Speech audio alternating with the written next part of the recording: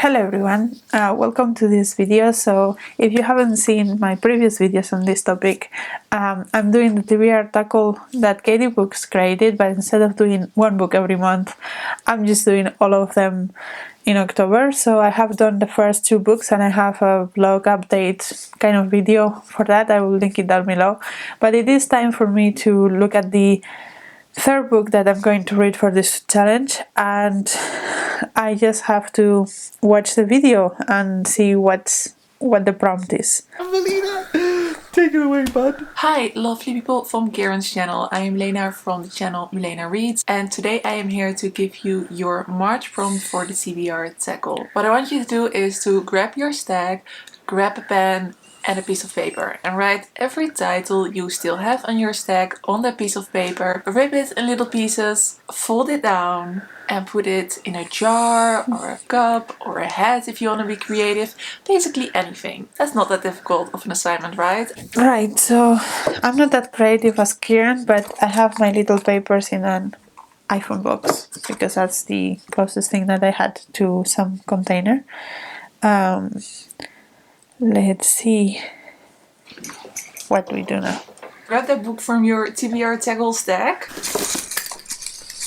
I mean, you can't go it. I think we'll just go for this one, because this pains me. Oh, wait, no. Okay, I got Adult Silence. Now I want you to grab that book, put it back on your shelf, and grab any other book you would like to read. I did all of that for nothing. Okay, see, I knew these things are gonna happen. Basically, any book that is not Hotel Silence. I'm between Lessons in Chemistry, Strange Beasts of China, or Everyone Knows Your Mother's a Witch, or Cantoras, I don't know. You know what? I think I'm going to go for Lessons in Chemistry because I have been wanting to read that one and it sounds fun and I could do something fun. So I think that's gonna be my choice.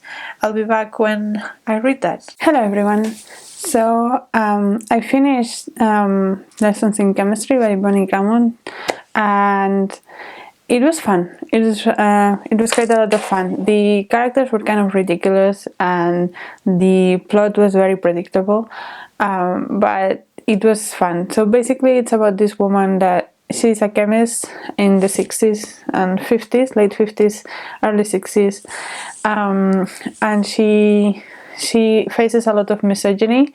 So at some point she loses her job and she ends up doing this TV show that she calls Chemistry Lessons, and the producers call cooking shows for housewives.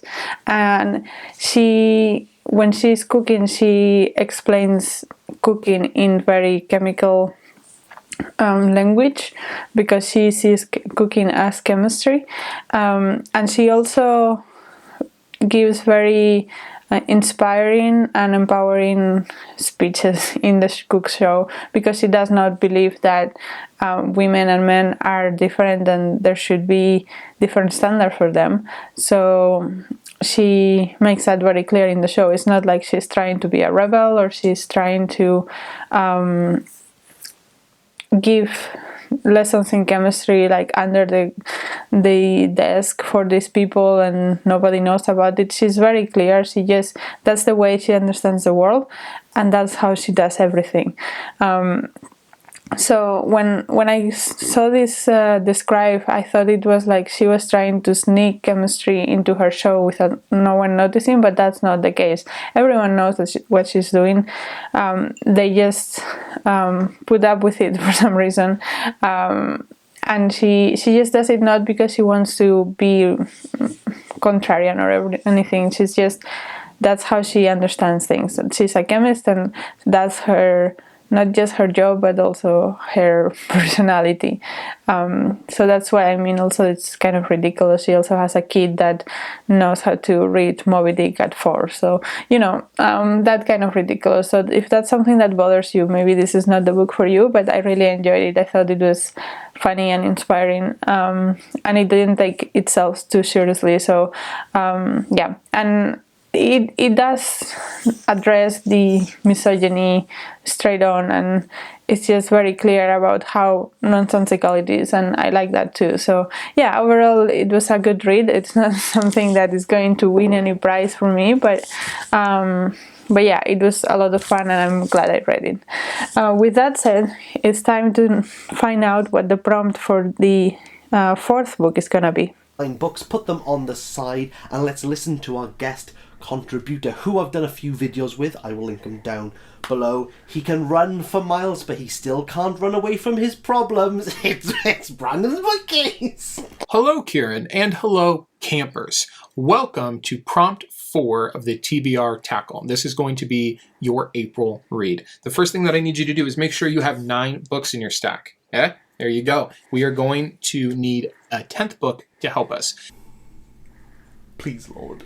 That book is going to be a guidebook to 3 parts of this prompt. For your guidebook, I need you to pick out your favorite book. No arguments, no excuses. Nope, put them back. I don't care if you have 3 favorite books, or if you can't pick a favorite, or if it's too hard, or but what about this genre versus this? No, pick a book. Go physically get a physical book from your bookshelf. Bring it back. I'll wait. Okay, I'm back. I have The Wizard of the Crow. Nobody's surprised I picked that.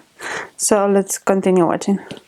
What you're going to do with this book is really simple. You're going to turn to the last page. All right. And you're going to look at the page number. Mine is 293. Very simple.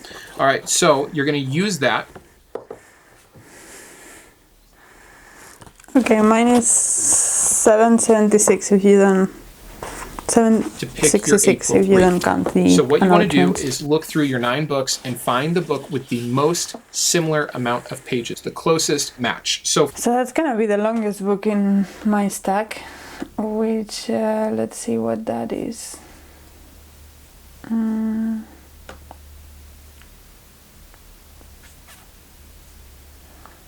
Why do I always pick long books? So yeah, for me that would be Periodic Tales. Mortal. This was 286 pages, really, really close. That's great. You can take this, put it aside. Okay, so we have our April pick. We're left with 8. There's booby traps. And this is the other 2 parts of the prompt. The first booby trap is if you're basic. Okay, in fact, both booby traps are about being basic, because we shouldn't have favorite books that are super cliche. And I don't want to hear, oh, you love James Joyce. I don't care. A lot of people don't like this book. I'm not basic. So here's the deal. The first thing is if you have a basic amount of pages. The average book on the New York Times best-selling list over the last decade has gone from 320 pages to 400. So if you have a book in that range, if your favorite book fell between 320 and 400, I've got horrible news for you. You have to swap out your entire stack.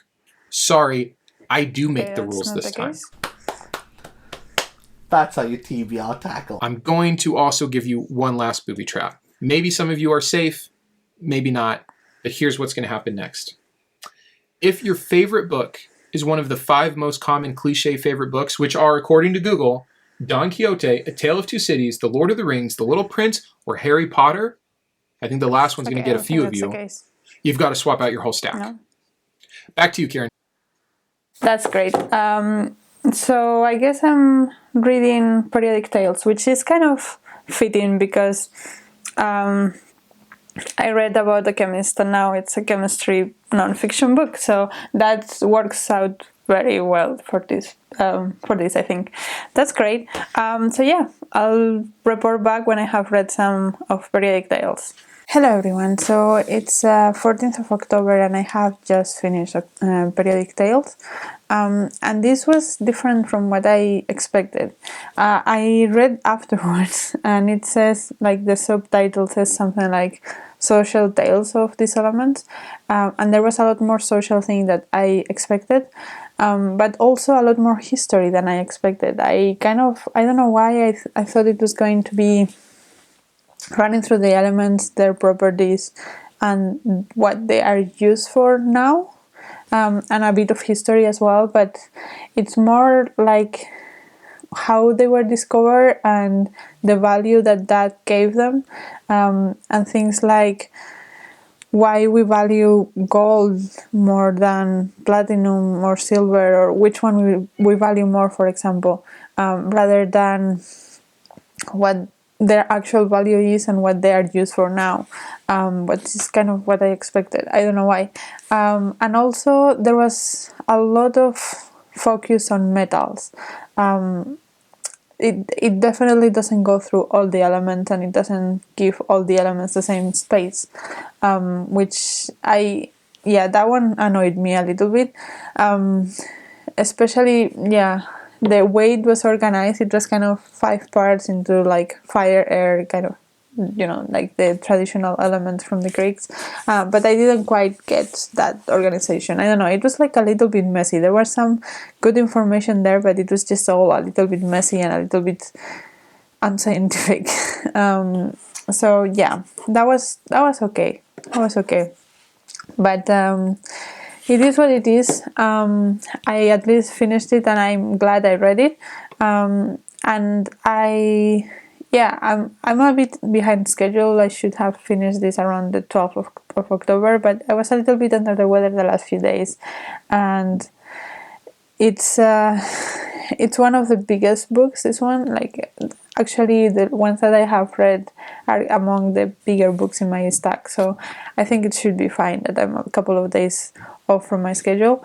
But yeah, this is the end of the video. Let me know if you have enjoyed it, if you have any comments on these 2 books. And I'm actually really happy that these 2 books happen to be one after the other, because they're all chemistry related and it just made sense for this video. So yeah, I'm glad about that.